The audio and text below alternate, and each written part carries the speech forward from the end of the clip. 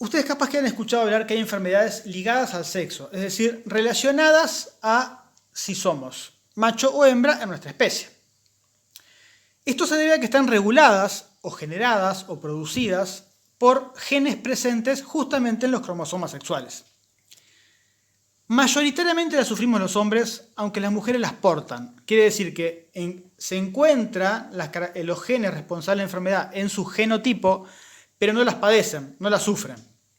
Por ejemplo, la hemofilia, que es una enfermedad en la cual la persona es incapaz de o tiene dificultades para coagular la sangre y por lo tanto si sufre un corte puede tener una pérdida de mucha sangre, un derrame, y eso puede generar incluso la muerte. El daltonismo, esto de no poder distinguir claramente todos los colores.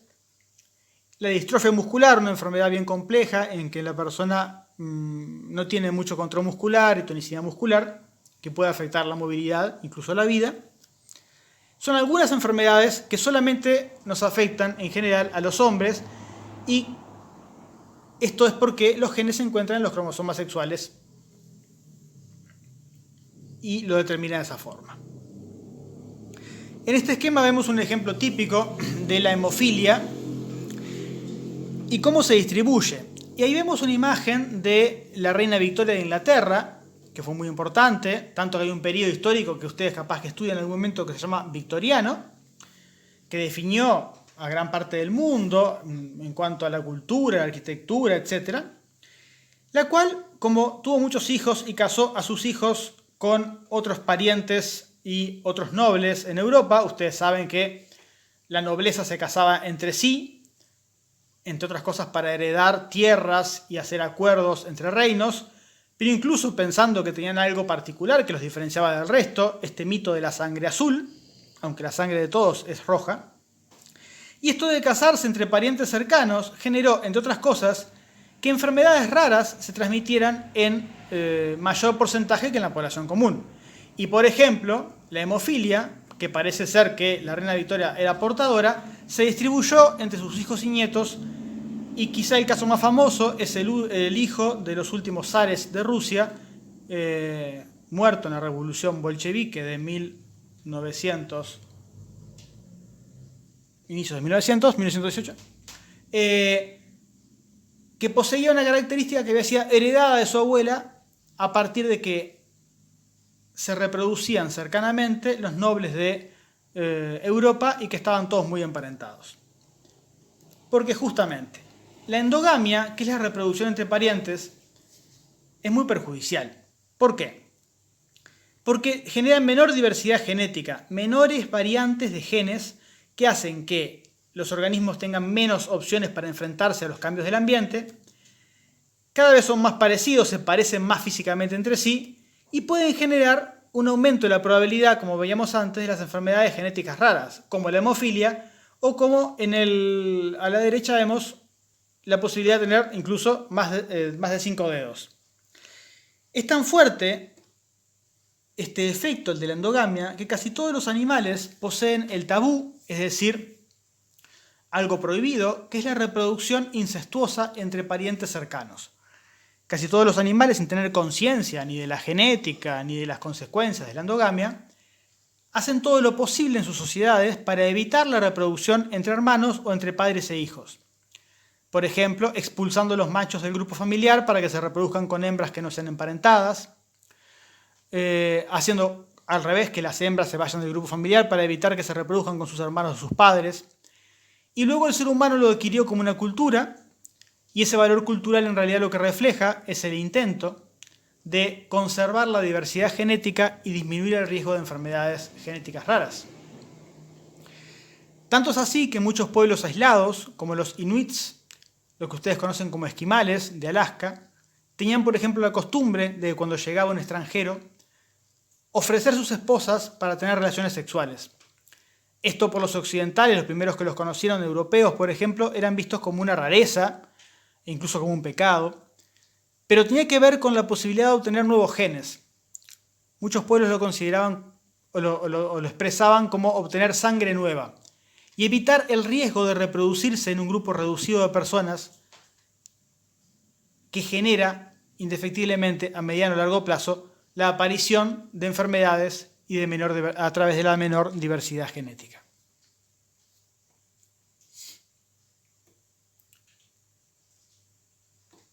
Otra característica que pueden tener los seres humanos son síndromes. ¿Qué es un síndrome o cualquier especie?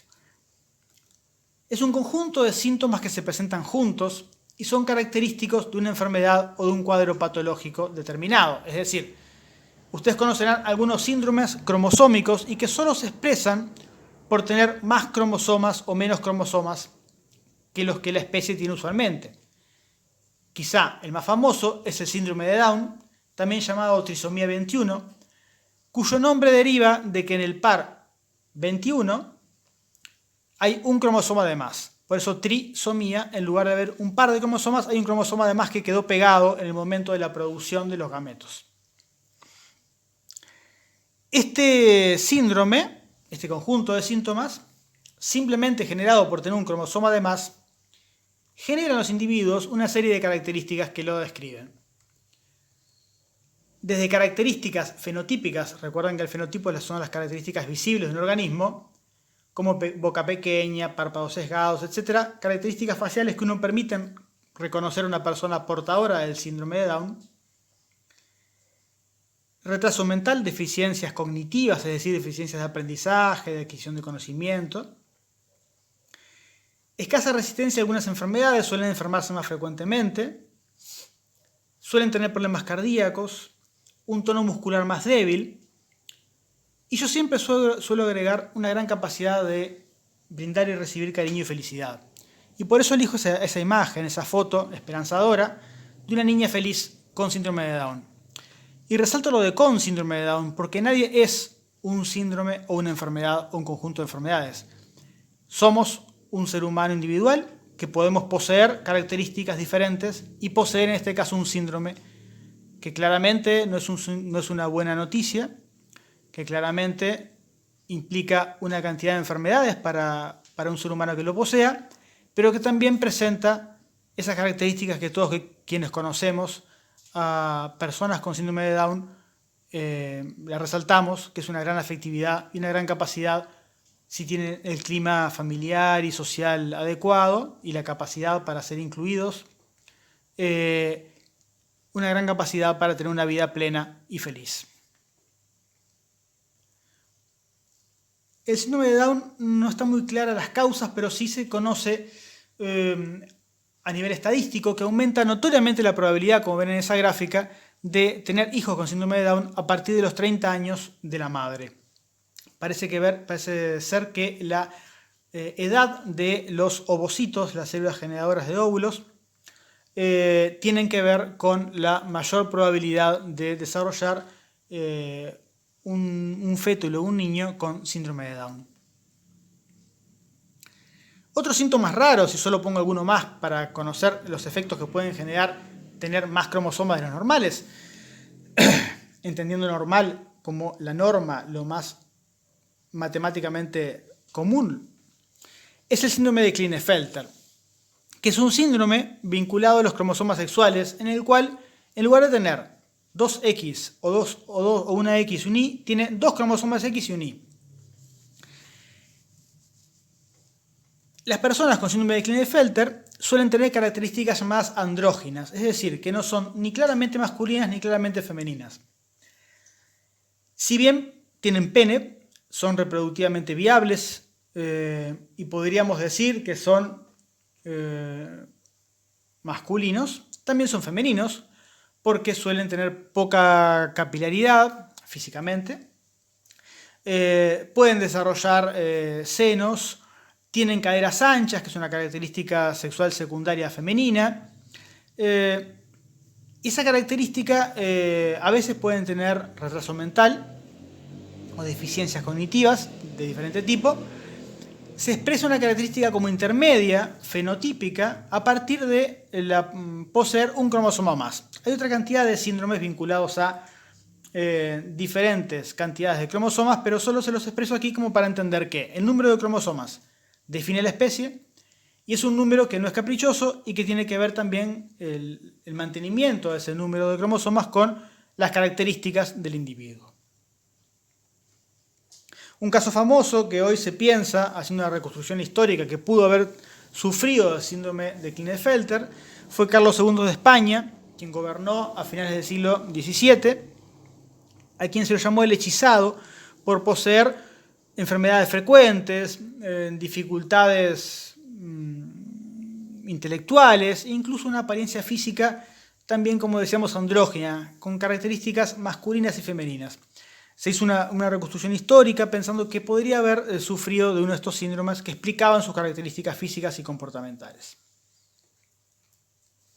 Bien, por hoy es todo y la idea es que les haya quedado una percepción de los cromosomas como trozos de ADN que se encuentran en nuestros núcleos celulares, que poseen, al poseer ADN, la información genética de quiénes somos, y que incluso determinan, por ejemplo, nuestro sexo cromosómico. La sexualidad es mucho más compleja. La sexualidad abarca razones biológicas y sociales, tiene que ver con el género, tiene que ver con los roles de género, tiene que ver con la cultura. Hoy solamente vimos una versión de la sexualidad cromosómica y algunas cosas que esta determina. Por hoy es todo y bueno, nos comunicamos en otra instancia.